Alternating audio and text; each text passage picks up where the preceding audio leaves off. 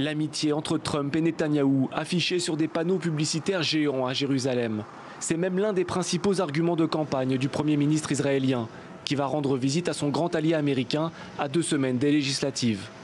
Je vais parler avec le président Trump du Golan, de sa déclaration historique, de la Syrie, de la poursuite des pressions sur l'Iran, des sanctions supplémentaires déjà imposées et à venir, ainsi que de la coopération sans précédent en matière de sécurité et de renseignement.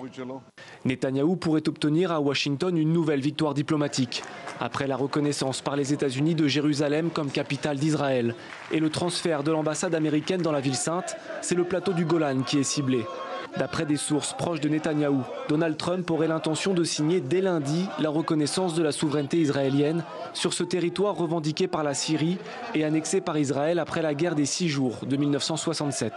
Donald Trump, qui avait annoncé sa décision dans un tweet jeudi, réfute toute tentative d'influer sur les élections israéliennes. Non, je ne suis même pas au courant de cela. Je n'en ai aucune idée.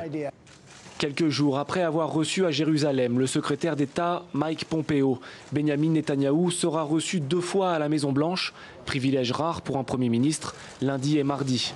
Lundi, il doit également s'exprimer lors de la conférence annuelle de l'EPAC, le puissant lobby américain pro-Israël.